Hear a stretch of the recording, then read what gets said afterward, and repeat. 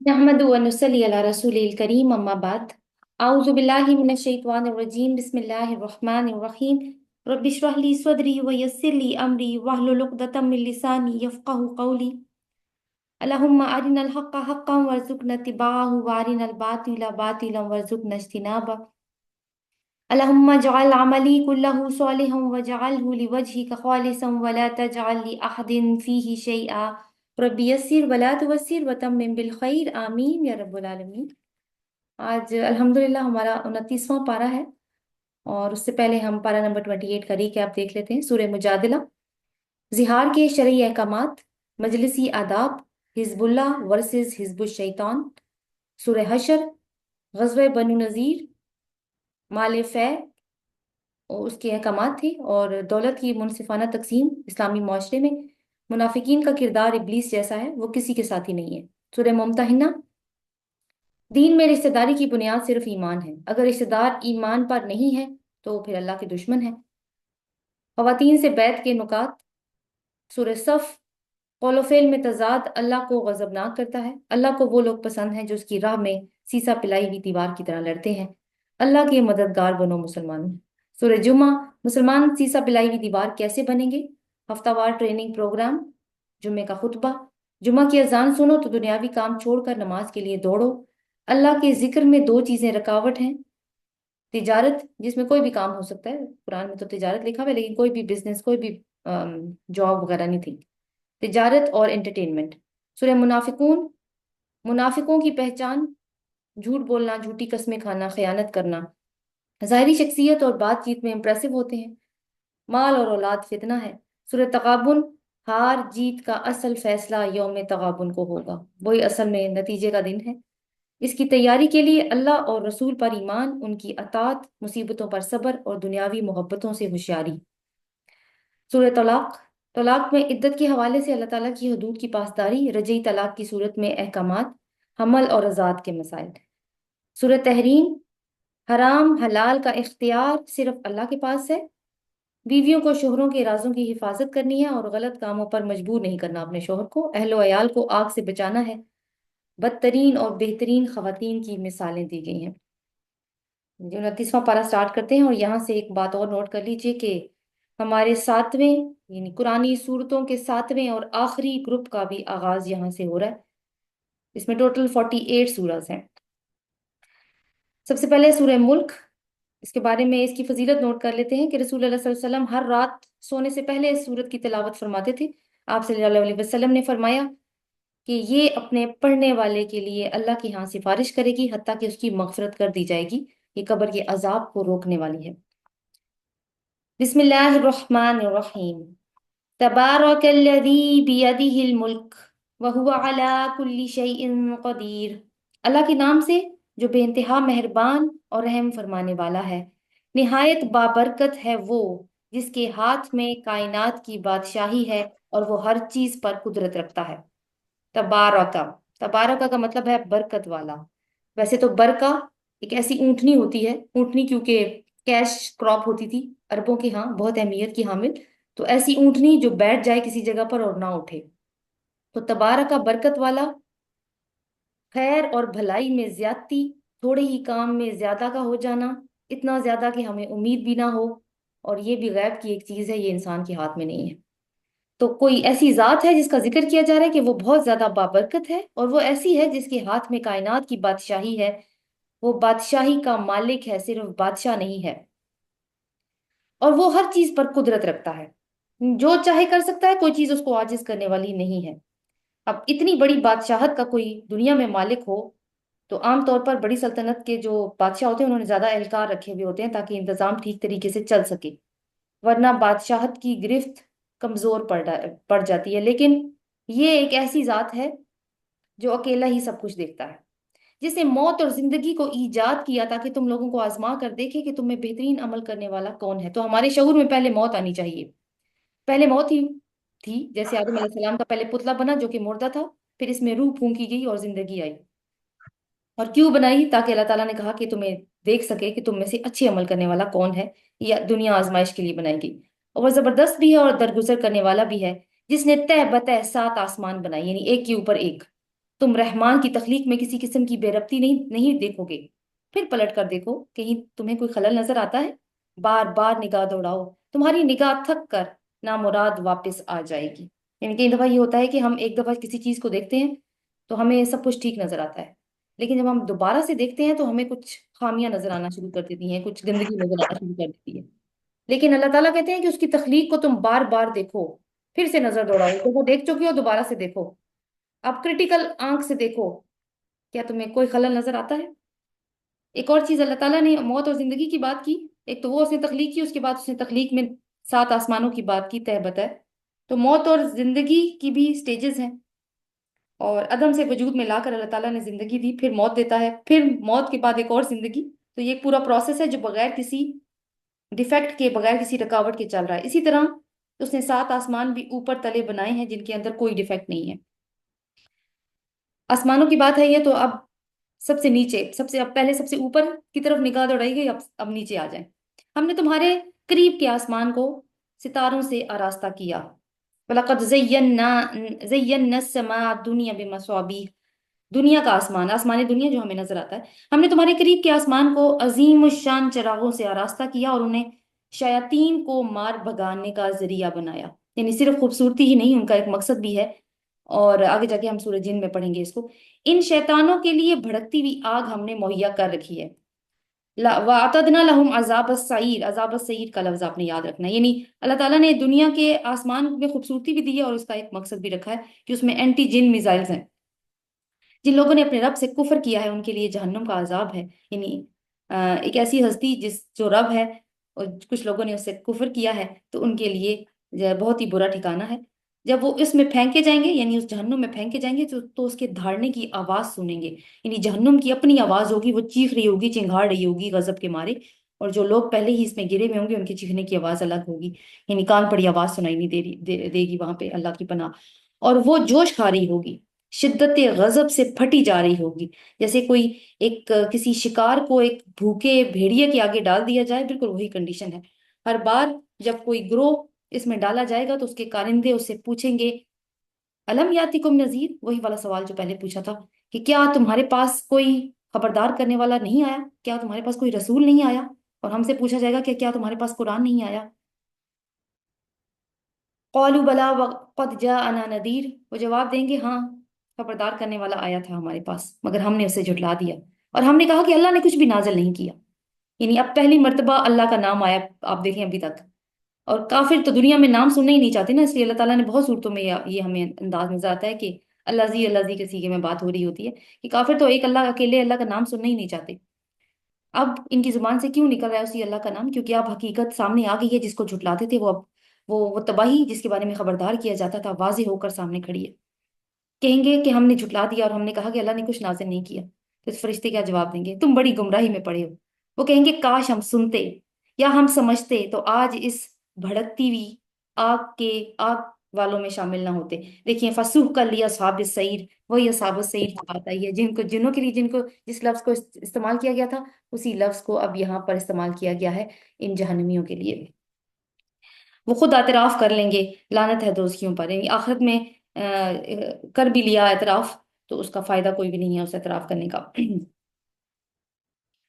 فائدہ کہاں پہ ہے اعتراف کا؟ اس دنیا میں فائدہ ہے اگر ہم اعتراف کر لیں، توبہ کر لیں، تو یہ ہے کہ اللہ کی قربت ہمیں مل سکتی ہے۔ ان الذین یخشون ربهم بالغیب لهم مغفرۃ واجر کبیر، جو لوگ بے دیکھے اپنے رب سے ڈرتے ہیں، اصل امتحان تو ہے ہی یہی ہے کہ بے دیکھے اللہ سے ڈرا جائے اور ایمان بالغیب، یقیناً ان کے لیے مغفرت ہے اور بڑا اجر۔ تم چپکے سے کوئی بات کہو یا اونچی آواز سے، اللہ کو پتہ چل جاتی ہے۔ اب چپکے سے بات کی تھی نا سورہ تحریم میں، ہم نے پڑھا تھا کہ رسول صلی اللہ علیہ وسلم کا سیکرٹ جو لیک کیا گیا تھا، اونچی آواز سے کہو یا چپکے سے کوئی بات کہو یا اونچی آواز سے، وہ تو دلوں کا حال تک جانتا ہے۔ اور یہ جو آیت ہے یہ بہت ہی خوبصورت، الا یعلم من خلق، کیا وہی نہیں جانے گا جس نے پیدا کیا؟ حالانکہ وہ باریک بین اور خبردار ہے، یعنی وہ تو ڈیپ نالج رکھتا ہے، اسی کو معلوم نہیں ہے کہ اس انسان کو صحیح انداز سے چلانے کے لیے کون سے قوانین ہونے چاہیے جس کو میں نے تخلیق کیا ہے۔ جس مشین کو اللہ تعالیٰ نے بنایا ہے، کیا وہی نہیں اس کا مینول دے گا کہ اس مشین کو کس طریقے سے ٹھیک طریقے سے چلنا ہے، اور کون سے کام ایسے ہوں گے جن کو کرنے سے وہ خراب ہو سکتی ہے اور آخرت میں جہنم کا ایندھن بن سکتی ہے۔ اب آگے اللہ تعالیٰ کی کچھ نشانیاں بتائی جا رہی ہیں هو الذی جعل لکم الارض ذلولا فامشوا فی مناکبها وکلوا من رزقہ والیہ النشور، وہی تو ہے جس نے تمہارے لیے زمین کو تابع کر رکھا ہے، یعنی زمین کو ڈومیسٹیکیٹ کر دیا، جیسے جانوروں کو سدھایا جاتا ہے اس نے زمین کو سدھا کے تمہارے تابع کر دیا ہے، چلو اس پر اور کھاؤ اس کا رزق، اسی کے حضور تمہیں دوبارہ زندہ ہو کر بھی جانا ہے۔ کیا تم اس سے بے خوف ہوگے کہ وہ جو آسمانوں میں ہے تمہیں زمین میں دھنسا دے جیسے قارون کو دھنسایا تھا، اور یکایک یہ زمین ہچکولے کھانے لگے، یعنی زلزلہ آ جائے جیسے قوم مدین پہ آیا اور قوم سمود پہ آیا؟ کیا تم اس بات سے بے خوف ہوگے کہ جو آسمان میں ہے وہ تم پر پتھراؤ کرنے والی ہوا بھیج دے، ایسی ہوا، ایسی آندھی جس میں پتھر ہوں جیسے قوم لوط پہ برسی تھی؟ پھر تمہیں معلوم ہو جائے گا کہ میری تنبیہ، میرا خبردار کرنا کیسا ہوتا ہے۔ وَلَقَدْ كَذَّبَ الَّذِينَ مِن قَبْلِهِمْ فَكَيْفَ كَانَ نَكِيرِ، آیت نمبر 18۔ اس سے پہلے گزرے ہوئے لوگ جھٹلا چکے ہیں، یعنی وہ قومیں جن پر عذاب آ چکا ہے ان کی بھی یہی روش تھی، وہ جھٹلا چکے تھے، پھر دیکھ لو میری گرفت کیسی سخت تھی۔ تو یہ پیچھے جن عذابوں کا ہم نے ذکر پڑھا، لوگوں تم اطمینان میں آ گئے ہو کہ ایسا کچھ تمہارے ساتھ نہیں ہو سکتا؟ تمہیں پتہ ہونا چاہیے کہ ایسا ہو چکا ہے تاریخ میں، اور آگے کرنا بھی اللہ کے لیے کچھ مشکل نہیں ہے۔ کیا یہ لوگ اپنے اوپر اڑنے والے پرندوں کو پر پھیلائے اور سکیڑتے نہیں دیکھتے؟ رحمان کے سوا کون ہے جو انہیں تھامے ہوئے ہیں؟ کیوں نہیں گرتے وہ زمین پہ؟ کون تھامتا ہے ان کو؟ اور ہر چیز کو جو بھی آسمانوں میں کون تھامتا ہے؟ ہمارے گھر کھڑے ہیں ایک چھوٹی سی بنیاد کے اوپر، کس نے تھام کے رکھے ہیں؟ وہی ہر چیز کا، ابھی آپ ایئر ٹریول کر رہے ہوں، کون تھامتا ہے اتنے بڑے جہاز کو؟ وہی تھامتا ہے، اور کوئی نہیں تھام سکتا۔ وہی ہر چیز کا نگہبان ہے۔ بتاؤ آخر وہ کون سا لشکر تمہارے پاس ہے جو رحمان کے مقابلے میں تمہاری مدد کر سکتا ہے؟ یعنی بات یہ ہے کہ کس چیز کی تسلی ہے تمہیں؟ اس کی فوجیں تو آسمان اور زمین ہیں، اور اس کی فوجیں تو آسمان اور زمین کے درمیان میں ہیں، تو تم بھی آسمان اور زمین کے درمیان میں رہتے ہو، اور اسی رب سے جس کی فوجیں تمہارے آس پاس بکھری ہوئی ہیں، اسی سے تم سرکشی کر رہے ہو۔ حقیقت یہ ہے کہ یہ منکرین دھوکے میں پڑے ہوئے ہیں۔ یا پھر بتاؤ کون ہے جو تمہیں رزق دے سکتا ہے اگر رحمان اپنا رزق روک لے؟ اور دراصل یہ لوگ سرکشی اور حق سے اٹے پڑے ہیں۔ بھلا سوچو، جو شخص اوندے منہ چل رہا ہو وہ زیادہ صحیح راہ پانے والا ہے، یا وہ جو سر اٹھائے سیدھی ایک ہموار سڑک پر چل رہا ہو؟ یعنی ایک شخص جو جانور کی طرح نیچے منہ کیے چل رہا ہے، اس کو راستہ دیکھ ہی نہیں رہا، بس چلتا چلا جا رہا ہے، تو کیا ہو سکتا ہے؟ آگے کوئی مصیبت آ سکتی ہے، وہ گر سکتا ہے۔ اور ایک دوسرا شخص جو سامنے سیدھا سر اٹھا کے چل رہا ہے، ایک سمپل سی مثال ہے، دونوں ایک جیسے نہیں ہو سکتے۔ ان سے کہو اللہ ہی ہے جس نے تمہیں پیدا کیا، تم کو سننے اور دیکھنے کی صلاحیتیں بخشی اور سوچنے سمجھنے والے دل دیے، اور مگر تم کم ہی شکر ادا کرتے ہو۔ یعنی تم نے ان صلاحیتوں کو استعمال کیا ہی نہیں کہ اپنے رب کو پہچانتے۔ اور آخر میں کیا کہیں گے؟ وہی والی بات، وہ جو پیچھے آئی نا، کہ کاش ہم نے سنا ہوتا، کاش ہم نے دیکھا ہوتا تو آج ہم اصحاب سعیر میں نہ ہوتے۔ لیکن دنیا میں دیکھیں کیا کریں، وہاں پہ کاش کاش، اور یہاں پہ جب موقع مل رہا ہے تو کچھ نہیں۔ قل هو الذی ذراکم فی الارض والیہ تحشرون ویقولون متی ھذا الوعد ان کنتم صادقین۔ ان سے کہو اللہ یہ جس نے تمہیں زمین میں پھیلایا اور اسی کی طرف تم سمیٹے جاؤ گے۔ یہ کہتے ہیں کہ اگر تم سچے ہو تو بتاؤ وہ وعدہ کب پورا ہوگا، یعنی وہ عذاب کب آئے گا، یا وہ قیامت کب پوری آئے گی؟ کہو اس کا علم تو اللہ کے پاس ہے، میں تو بس خبردار کر دینے والا ہوں، یعنی میں تو جو میرا کام ہے میں تو وہ کام کرتا ہوں، تم مجھے میرے کام کے اکارڈنگ دیکھو، تم یہ مت دیکھو کہ عذاب کب آئے گا یا معجزات کب آئیں گے یا قیامت کب آئے گی، مجھے اس کا علم نہیں ہے، اس کا علم عالم الغیب کے پاس ہے۔ پھر جب وہ اس چیز کو قریب سے دیکھ لیں گے، اب ان کو اس چیز کے بارے میں بھی بتایا کہ امیجن کہ وہ آ گئی ہے تمہارے پاس، جب وہ اس کو قریب دیکھ لیں گے تو ان سب لوگوں کے چہرے بگڑ جائیں گے، یعنی ان کے فیشل ایکسپریشن ہی بدل جائیں گے جنہوں نے انکار کیا، اور اس وقت ان سے کہا جائے گا یہی ہے وہ چیز جس کے لیے تم تقاضے کر رہے تھے، تم مانگتے تھے، اس کو آ گئی اب تمہارے پاس، اب تمہارے چہرے کیوں بگڑ گئے؟ تمہیں تو خوشی ہونی چاہیے، دا موسٹ اویٹڈ تھنگ جس کا تم بے صبری سے انتظار کر رہے تھے، آج تمہارے سامنے آ گئی، آج تمہارے چہرے بگڑ گئے ہیں۔ عجیب بات ہے نا، لیکن چہرے تو بگڑیں گے۔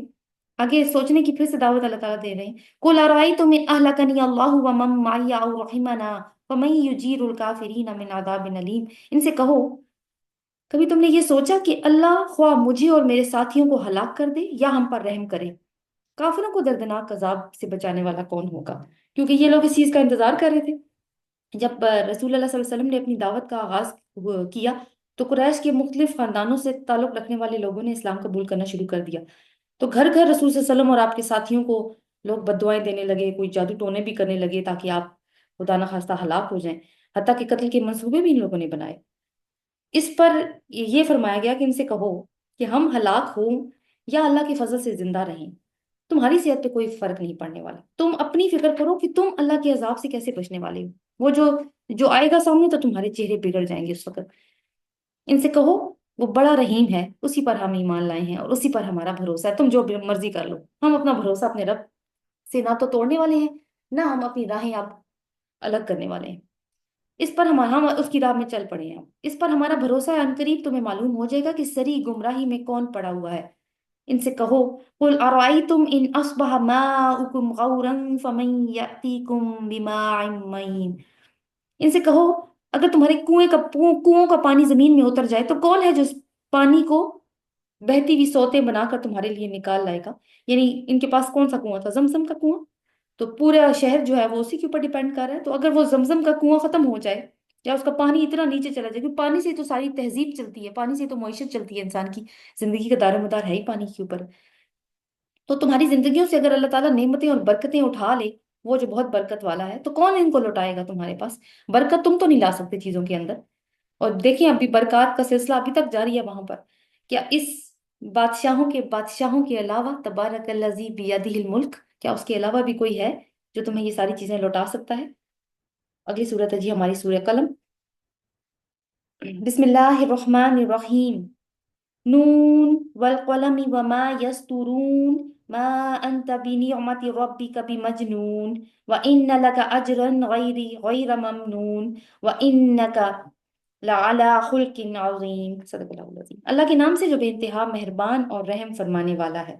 اب جو پہلی 9 آیات ہیں، 1 سے لے کے 9 تک، رسول اللہ صلی اللہ علیہ وسلم سے خطاب کر کے ان کو کانفیڈنس دیا جا رہا ہے کہ جو کلام آپ پیش کر رہے ہیں اور جس اخلاق کی اعلیٰ مرتبے پر آپ فائز ہیں، وہ خود ان کے جھوٹ کی تردید ہے، لہٰذا آپ ان سے نہ گھبرائیں اور کوئی کمپرومائز کرنے کے لیے تیار نہ ہو۔ نون، یہ حروف مقطعات جو ہم پڑھتے چلے آ رہے ہیں مختلف صورتوں کے آغاز میں، ان میں سے یہ اب ہم آخری دفعہ پڑھ رہے ہیں۔ نون، نون قسم ہے قلم کی۔ اور قلم کیا ہے؟ 4 چیزیں اللہ تعالیٰ نے اپنے ہاتھوں سے تخلیق کی، ایک قلم، ایک عرش، آدم علیہ السلام کو، اور جنت عدن کو۔ تو قلم کی اللہ تعالیٰ نے یہاں پہ قسم کھائی ہے کہ قلم ہے، قسم ہے قلم کی اور اس چیز کی جسے لکھنے والے لکھ رہے ہیں، یعنی صحائف لکھے جا رہے ہیں، یا قرآن مراد ہو سکتا ہے یہاں پہ۔ اور کون لکھ رہے ہیں؟ کرامن کاتبین ہو سکتے ہیں وہ، جو اور وہی لکھنے والے کاتبین وہی ہو سکتے ہیں، اسکالرز ہو سکتے ہیں۔ تم اپنے رب کے فضل سے مجنون نہیں ہو۔ اب قلم کا تعلق کیونکہ لکھنے سے ہے، یعنی یقینی علم سے ہے۔ اور پہلی وحی میں کیا کہا گیا تھا کہ ایک تو یہ کہا گیا تھا کہ پڑھو اپنے رب کے نام سے جس نے تمہیں پیدا کیا اور تمہیں قلم سے لکھنا سکھایا اور تمہیں وہ کچھ سکھایا جو تم نہیں جانتے تھے۔ تو اس سے بھی اس کا تعلق ہے، تم اپنے رب کے فضل سے مجنون نہیں ہو، یعنی آپ لوگوں کو ان تمام باتوں پر آگاہ کرتے ہیں۔ یسوع صلی اللہ علیہ وسلم سے کہا جا رہا ہے جو آدم سے لے کے عیسیٰ علیہ السلام تک واقعات ہوئے، اور تاریخ اس پر گواہ ہے کہ کوئی دیوانہ یہ کام نہیں کر سکتا۔ تو آپ مجنون نہیں ہیں، اپنے اوپر ایمان لائیں، اپنے اوپر بھروسہ رکھیں۔ لوگ جو بھی کہتے ہیں بس ان کو کہنے دیں، اگنور کریں۔ اور یقیناً تمہارے لیے ایک ایسا اجر ہے جس کا سلسلہ کبھی ختم ہونے والا نہیں ہے۔ تو اس بات کی بھی اوپر بھی سورۃ کوثر میں بھی بات ہوگی کہ اللہ تعالیٰ نے ان کو ایسا اجر عطا کیا، یعنی بے حساب اجر ہے، لازوال اجر ہے۔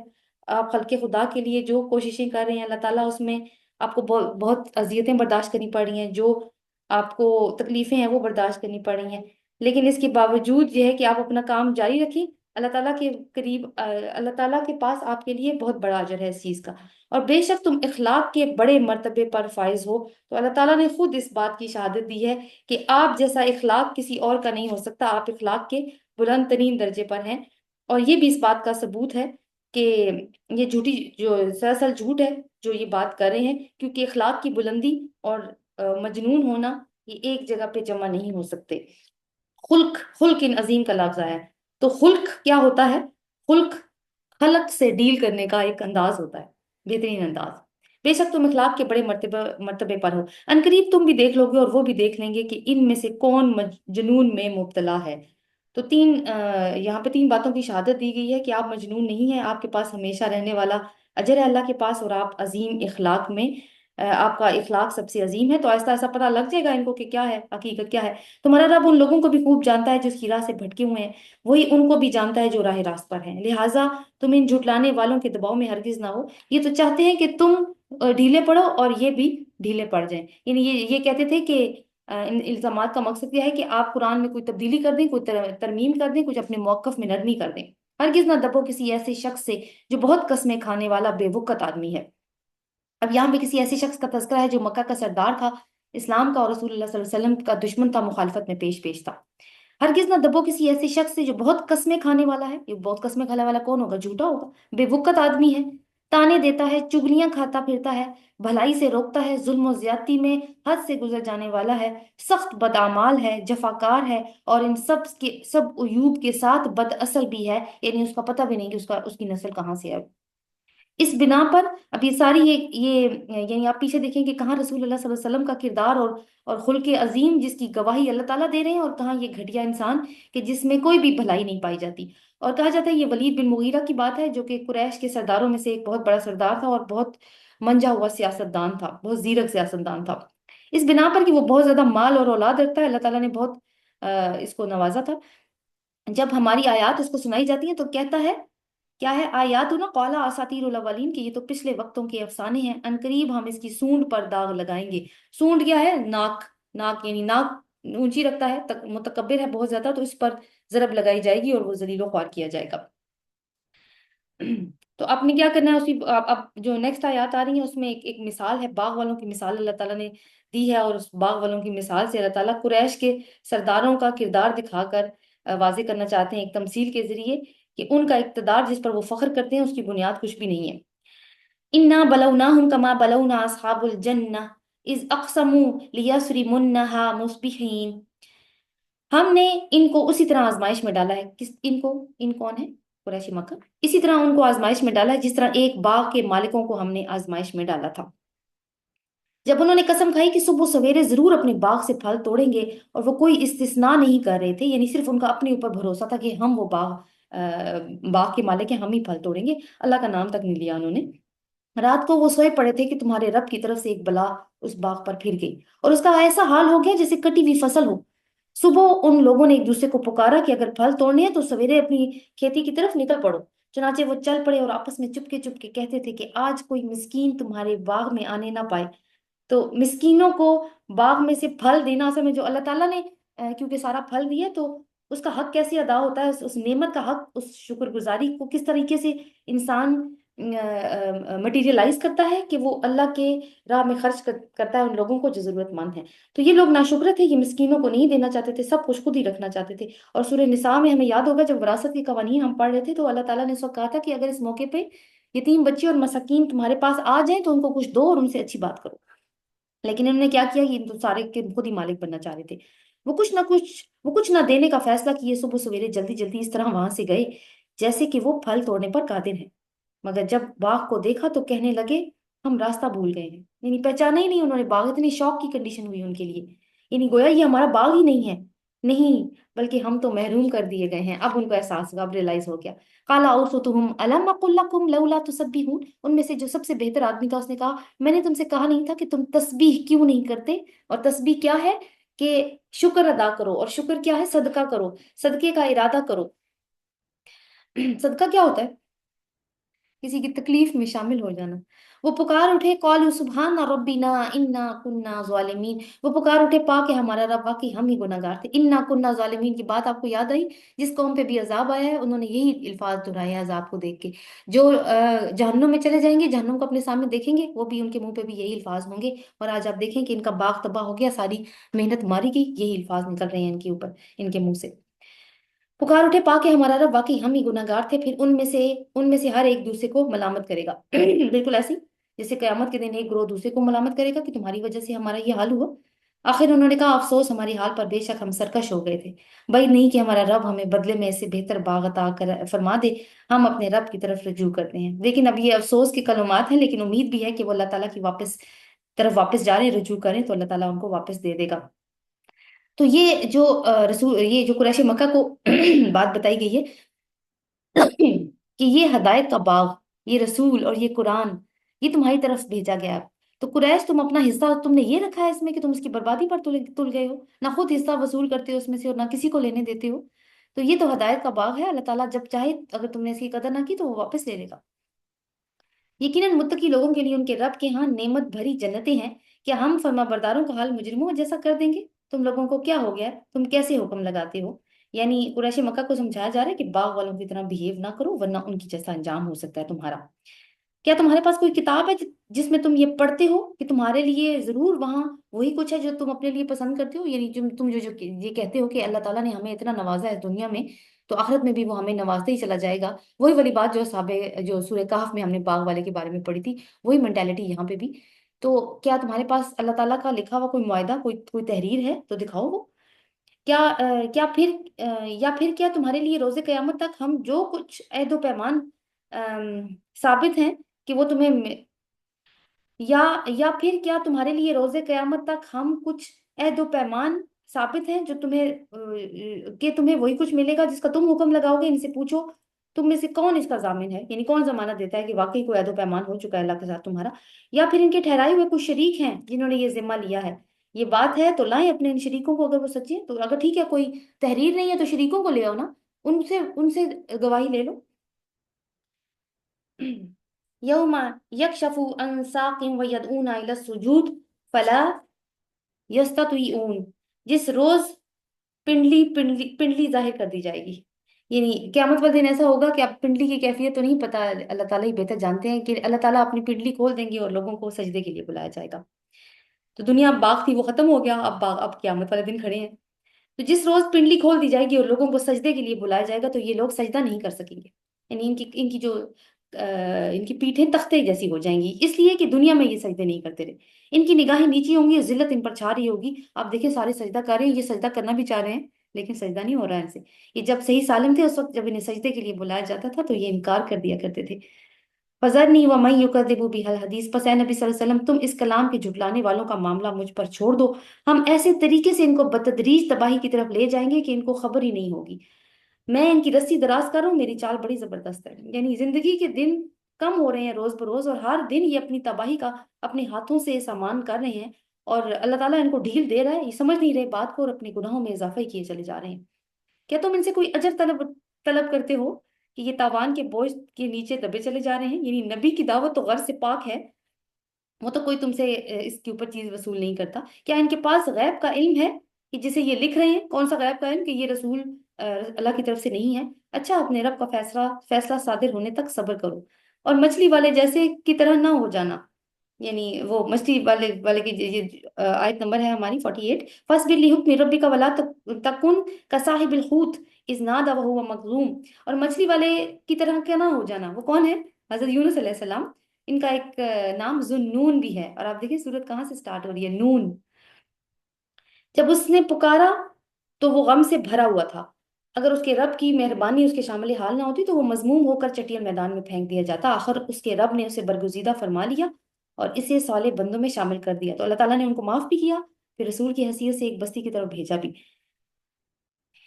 وَإِن يَكَادُ الَّذِينَ كَفَرُوا لِيُزْلِقُونَكَ بِأَبْصَارِهِمْ لَمَّا سَمِعُوا الذِّكْرَ وَيَقُولُونَ إِنَّهُ لَمَجْنُونٌ وَمَا هُوَ إِلَّا ذِكْرٌ لِّلْعَالَمِينَ، اور جب یہ کافر لوگ اس کلام نصیحت کو سنتے ہیں، یعنی اس قرآن کو سنتے ہیں، تو تمہیں ایسی نظروں سے دیکھتے ہیں گویا تمہارے قدم اکھاڑ دیں گے، اور کہتے ہیں کہ یہ ضرور دیوانہ ہے، حالانکہ یہ تو سارے جہان والوں کے لیے ایک نصیحت ہے۔ یعنی جب رسول اللہ صلی اللہ علیہ وسلم قرآن کو پڑھتے تھے تو یہ کھا جانے والی نظروں سے دیکھتے تھے، گویا ان کا دل کرتا تھا کہ بس کچھ بھی کر ڈالیں رسول صلی اللہ علیہ وسلم کو نقصان پہنچانے کے لیے۔ تو اللہ تعالیٰ نے رسول اللہ صلی اللہ علیہ وسلم کو تسلی دی ہے کہ یہ تو جہان والوں کے لیے نصیحت ہے، اور آپ اس نصیحت کو سنا رہے ہیں تو آپ مجنون نہیں ہیں، اور ہدایت کے دو ہی ذریعے ہیں، ایک تو رسول ہے اور ایک کتاب ہے، اور کتاب میں ہی وہ جو آخر میں کہا کہ وما ہوا ذکر العالمین، اور کتاب بھی ذکر العالمین ہے، اور رسول جس کے بارے میں بات ہو گئی کہ وہ خلق عظیم پر ہے، تو ذکر العالمین کون کر رہا ہے؟ وہ شخص جو کہ جس کا خلق سب سے بڑھ کر ہے، جس کا اخلاق سب سے بڑھ کر ہے۔ سورہ حاقہ، یہ بھی مکی صورت ہے۔ بسم اللہ الرحمن الرحیم۔ الحاقہ ما الحاقہ وما ادراک ما الحاقہ کذبت ثمود وعاد بالقاریہ فاما ثمود فاہلکوا بالطاغیہ۔ تو پہلی 3 آیات میں ہمیں بتایا گیا کہ قیامت کا آنا یقینی ہے، حق ہو جانے والی، حق یعنی حاقہ، حق جو قیامت کے لیے لفظ آتا ہے اس کو مٹیریلائز کر دیا گیا، وہ ہو گئی ہے بس، حق ہو جانے والی۔ اور کیا ہے وہ حق ہو جانے والی، اور تم کیا جانو کہ کیا ہے وہ حق ہو جانے والی؟ اور جب اللہ تعالیٰ یہ بات بتاتے ہیں نا کہ وما ادراکا مل حاقہ، تو پھر اس کے بعد وہ اس کی ڈیٹیل بتاتے ہیں کہ وہ کیا ہے۔ تو بات کس کی ہو رہی ہے کہ وہ قیامت جس کے لیے، جس کی خبردار جس کے بارے میں کیا جا رہا ہے وہ ہو گئی، تو اب کیا ہوگا اس کے بعد؟ یہ بات ہمیشہ ساری اقوام کو بتائی گئی، پچھلی اقوام نے بھی آخرت کو جھٹلایا، تو ان کو ان کا کیا انجام ہوا کہ دنیا میں بھی ان کو سزا ملی اور آخرت میں بھی۔ سمود اور عاد نے اس اچانک پڑنے والی آفت کو جھٹلایا تو سمود ایک سخت حادثہ سے ہلاک کیے گئے۔ کون سا حادثہ تھا؟ صاعقہ۔ اور عاد ایک بڑی شدید طوفانی آندھی سے تباہ کیے گئے۔ اللہ تعالیٰ نے ان کو مسلسل 7 رات اور 8 دن تک ان پر مسلط رکھا، یعنی ایک قسم کا وہ ایک جیسے ٹورنیڈو ہوتا ہے نا، وہ جو گول گول گھومتا ہے، گول گول گھومنے والی جو ہوا ہوتی ہے جس کو ٹورنیڈو کہتے ہیں، جس کی مختلف نام بھی ہو گئے ہیں، اس طریقے کی ہوا تھی ان کے اوپر۔ ام، تم وہاں ہوتے تو دیکھتے کہ وہاں اس طرح بچھاڑے ہوئے پڑے ہیں جیسے وہ کھجور کے بوسیدہ تنے ہوں، یعنی وہ ان کی جسامت کی وجہ سے۔ اب کیا ان میں سے کوئی تمہیں بچا ہوا نظر آتا ہے؟ کیا انہوں نے کیا؟ رسول کو جھٹلایا۔ تو دو طرح کی سزائیں اللہ تعالیٰ نے بتائی ہیں، ایک دنیا کی سزا اور اب ایک آخرت کی سزا بھی۔ دنیا میں سزا تو ان کو مل گئی، اب آخرت میں بھی سزا ملے گی، اور آخرت کا ذکر اللہ نے پہلے کر دیا تھا اور بعد میں دنیا کی سزا کا ذکر بعد میں کیا ہے۔ اور اس خطائے عظیم کا ارتکاب فرعون اور اس سے پہلے کے لوگوں نے اور تلپٹ ہو جانے والی بستیوں نے کیا۔ یہ قوم لوط، ان کی بستیوں کے لیے یہ لفظ استعمال ہوتے ہیں، والمؤتفقات آیت نمبر 9 میں جو ہے۔ ان سب نے اپنے رب کے رسول کی بات نہیں مانی، اس نے ان کو بڑی سختی کے ساتھ جا پکڑا۔ جب پانی کا طوفان حد سے گزر گیا، کس کی بات ہو رہی ہوگی؟ قوم نوح کی۔ جب پانی کا طوفان حد سے گزر گیا تو ہم نے تم کو کشتی میں سوار کر دیا۔ ہم نے تم کو کہتے ہیں تم کو، یعنی میں اور آپ، ہم بھی شامل تھے، ہم انہی کی نسل میں سے ہیں، تاکہ اس واقعے کو تمہارے لیے ایک سبق آموز یادگار بنا دیں اور یاد رکھنے والے کان اس کو محفوظ رکھیں۔ یعنی یہ کہانی سنی، عبرت حاصل کی۔ تو قریش مکہ کو یہ قصہ چونکہ معلوم تھا، لیکن قریش مکہ ان قصوں کو قصوں کے انداز میں، انٹرٹینمنٹ کے انداز میں سنا کرتے تھے، لیکن وہ اس میں سے عبرت نہیں لیتے تھے کہ یہ ہوا کیوں، یہ سارے واقعات ہوئے، کیا وجہ تھی، وجوہات کی طرف نہیں جاتے تھے۔ تو اللہ تعالیٰ ان کو بیسیکلی یہاں پہ یہ بھی سکھا رہے ہیں قرآن پاک میں کہ تم سوچو کہ سوچنا کیسے ہے اور کس طریقے سے ہم نے عبرت لینی ہے ان چیزوں میں سے، کس کس اینگل میں جا کے سوچیں گے تو یہ بات آئے گی۔ وَإِذَا نُفِخَ فِي الصُّورِ نَفْخَةٌ وَاحِدَةٌ وَحُمِلَتِ الْأَرْضُ وَالْجِبَالُ فَدُكَّتَا دَكَّةً وَاحِدَةً۔ اب قیامت کا نقشہ ہے، آخرت کی سزا جو فیز 2 تھا، اور اس میں اس تباہی کا آغاز جب ہو گیا، اور پھر جہنم کی بات، جب ایک دفعہ سور میں پھونک مار دی جائے گی اور زمین اور پہاڑوں کو اٹھا کر ایک ہی چوٹ میں ریزہ ریزہ کر دیا جائے گا، یعنی اللہ تعالیٰ ایک ہی چوٹ ماریں گے، زمین کا نقشہ ہی بدل جائے گا۔ اس روز وہ واقعہ ہونے والا پیش آ جائے گا۔ وَانشَقَّتِ السَّمَاءُ فَهِيَ يَوْمَئِذٍ وَاهِيَةٌ وَالْمَلَكُ عَلَىٰ أَرْجَائِهَا۔ اس دن آسمان پھٹ پڑے گا اور اس کی بندش ڈھیلی پڑ جائے گی۔ تو آسمان کا تو حق ہے کہ وہ آگے ہم جا کے پڑھیں گے کہ وہ پھٹ پڑے، گویا وہ اس کام کے لیے تخلیق کیا گیا ہے اور تو انتظار کر رہے ہیں اللہ کا حکم آئے تو میں پھٹ پڑوں، اور اس کی بندش ڈھیلی پڑ جائے گی۔ یعنی ابھی تو دیکھیں، اور ایک اور انفارمیشن کہ فرشتے اس کے اطراف و جوانب میں ہوں گے، یعنی ابھی تو آسمان پر بالشت بھر جگہ بھی نہیں ہے، جو ہمارے نبی نے ہمیں انفارمیشن دی ہے اس کے بارے میں، کہ آسمان پر بالشت بھر جگہ بھی نہیں ہے جہاں پہ کوئی فرشتہ اللہ کی تسبیح نہیں کر رہا، لیکن جب آسمان پھٹے گا تو یہ فرشتے اب کہاں جائیں گے؟ اب اس کے کناروں پر چلے جائیں گے۔ اور 8 فرشتے اس روز تیرے رب کا عرش اپنے اوپر اٹھائے ہوئے ہوں گے۔ اب یہ دیکھیں کہ یہ آسمانی دنیا ہٹ گیا تو باقی سارے غیب کے پردے بھی ہٹ گئے، اب سب کچھ نظر آ رہا ہے۔ تو کیا ہے کہ وہ اللہ تعالیٰ کا عرش نظر آئے گا، اور عرش کو اٹھائے ہوئے 4 فرشتے جو حاملین عرش ہیں، جن کے بارے میں ہم پہلے پڑھ چکے ہیں۔ وہ دن ہوگا جب تم پیش کیے جاؤ گے اور تمہارا کوئی راز بھی چھپا نہیں رہے گا۔ آج تو کوئی راز ویسے ہی راز نہیں رہ گیا نا، اب تو آسمان نے بھی بہت سارے راز کور کیے ہوئے ہیں کہ ہمیں اوپر والی غیب کی حقیقتیں نظر نہیں آتی، آج غیب بھی کھل کے سامنے آ چکا ہے۔ فَأَمَّا مَنْ أُوتِيَ كِتَابَهُ بِيَمِينِهِ فَيَقُولُ هَاؤُمُ اقْرَءُوا كِتَابِيَهْ۔ اس وقت جس کا نامہ اعمال اس کے سیدھے ہاتھ میں دیا جائے گا، یعنی اب وہ سارا سیٹ اپ ہو گیا، اب اعمال نامے بانٹے جا چکے ہیں، اب کسی کا دائیں ہاتھ میں دیا جا رہا ہے، کسی کا بائیں ہاتھ میں دیا جا رہا ہے۔ تو جس کا دائیں ہاتھ میں دیا جا رہا ہے اس کی کیا کیفیت ہے؟ اس وقت جس کا نامہ اعمال اس کے دائیں ہاتھ میں دیا جائے گا، وہ کہے گا لو دیکھو، پڑھو میرا اعمال نامہ، میں سمجھتا تھا کہ مجھے ضرور میرا حساب ایک دن ملنے والا ہے۔ یعنی کہ اپنی خوش قسمتی کی وجہ سے اتنا خوش ہو رہا ہے کہ وہ بتا رہا ہے کہ میں دنیا میں بھی میں نے کوئی غافلوں کی طرح زندگی نہیں گزاری، بلکہ مجھے معلوم تھا کہ ایک دن مجھے اپنے رب کے حضور حاضر ہونا ہے، تو دیکھو کہ میں نے اپنا ہوم ورک کتنا خوبصورتی کے ساتھ کیا ہے۔ تو بالکل ایسے بچے بچے کوئی اچیومنٹ کرتے ہیں نا، تو والدین ان کو یا ٹیچرز ان کو اپریشیٹ کرتے ہیں، تو آگے سے کہتے ہیں یس، تو یہ وہ یس مومنٹ ہے ان کے لیے کہ جب ان کو ان کا نامہ اعمال دائیں ہاتھ میں مل گیا، آپ دیکھیں اس کے بعد کیا رہ گیا، بس مل گئی کامیابی کی سند ہاتھ میں، बस वो दिल पसंद ऐश में होगा, आली मकाम जन्नत में, यानी आली मकाम का मतलब है ऊंचा व्यू, ऊंची जगह पे होगा, सारा व्यू देख रहा होगा, जिसके फलों के गुच्छे झुके पड़े होंगे, झुके ऐसे पड़े हैं कि बस वो भी इंतजार में है कि कोई हमें ले ले, खाए, हमें एंजॉय करे, हमें हमें यूज करके मजे से खाओ और पियो उन उन अमाल के बदले में जो तुमने गुजरे हुए दिनों में किए थे। वो अमाल किधर थे? वो नामा अमाल में थे ना। और जिनका नामा अमाल उनके बाएं हाथ में दिया जाएगा, वो कहेगा काश मेरा नामा अमाल मुझे दिया ही क्या ना हो, ना दिया गया होता, मैं ना जानता कि हिसाब क्या है। और ये वो बात है, आप देखें कि जो इतनी यानी उनकी हॉरिबल पिक्चर है उनके अमाल नामे की, उसकी पिक्चर देखिए, वो जो ऊपर वाली थी जिसको खुश हो रहा था, इसके तो सारे सवालों के आगे जीरो जीरो नंबर लगे हुए हैं, सब क्रॉसेस नजर आ रहे हैं इसको। काश मेरी वही काश मेरी वही मौत फैसला कौन होती, यानी वही मौत जो दुनिया में आ गई थी, और आज मैं यहाँ पे दोबारा से खड़ा ना होता। आज मेरा मेरा माल मेरे कुछ काम नहीं आया, मेरा सारा इक़्तिदार खत्म हो गया। तो अल्लाह ताला क्या कहेंगे, पकड़ो इसे और झोंक दो, पकड़ो इसे और इसकी गर्दन में तोक डाल दो, यानी मुजरिम ये डिक्लेयर हो चुका है, और फिर इसे जहन्नुम में झोंक दो। तो ये वही बात है जो क़यामत के दिन हम लोगों ने करनी है। अल्लाह ताला हमें उससे महफूज रखे, हम उन लोगों में ना शामिल होंगे जिनके मुंह से ये ऐसे कलिमात निकले। तो अल्लाह ताला ने बता दिया है, और हर मालदार और पावरफुल बंदे ने जिसने इस दुनिया को एंजॉय किया है और अल्लाह ताला को याद नहीं रखा, उसका यही हाल होने वाला है। बस उसको 70 हाथ लंबी जंजीर में जकड़ कर रख दो, यानी उसको जहन्नुम में ही वो चक्कर काटता रहेगा, उसी उधर ही वो लटकता रहेगा। ये ना अल्लाह बुजुर्ग को बर्तर पर ईमान लाता था, और ना मिस्कीन को खाना खिलाने की तरगीब देता था। यानी एक तो ये है कि माल और अथॉरिटी इंसान के अंदर ज्यादा जिम्मेदारी का एहसास लाती है ना, तो ना इन्होंने अपनी जिम्मेदारी को पूरे पूरा किया, और ना ही किसी और से कहा, किसी और को भी तरगीब नहीं दी। क्यों नहीं कहते थे लोगों को, क्यों नहीं कहते थे कि तुम भी मस्कीन को खाना खिलाओ? इसलिए कि ये लोगों को कहेंगे तो लोग कहेंगे कि तुम खुद क्यों नहीं खिलाते, तो खुद तो ये खिलाना नहीं चाहते, खुद तो ये बखील है। लिहाजा आज ना यहाँ इनका कोई यार गमखार है, ना जख्मों के धोवन के सिवा इनके लिए कोई खाना गसाक जो है, जिसे खताकारों के सिवा कोई भी नहीं खाता। तो ये क्यों हाल हुआ? अकीदा आखिरत भी नहीं था, अल्लाह पे ईमान नहीं था, कोई नए कमल नहीं किए। सो आगे अल्लाह ताला बता रहे हैं, आगे फला उक़सिमु बिमा तुबसिरून, जो आगे आयत आ रही है कि कुरान की अजमत और कुरान को झुटलाने वालों का क़यामत में क्या अंजाम होगा। बस नहीं, मैं कसम खाता हूँ उस चीज की जो तुम देखते हो, और उसकी भी जिसे तुम नहीं देखते, यानी आलिमुल गैब की भी कसम खाता हूँ और आलिमुल शहादा की भी कसम खाता हूँ। ये एक रसूल करीम का कॉल है। कॉल कॉल जो कलाम होता है ना, वो एक बंदे की अपनी स्पीच होती है। कॉल जो होता है वो जरूरी नहीं है उसकी अपनी स्पीच हो।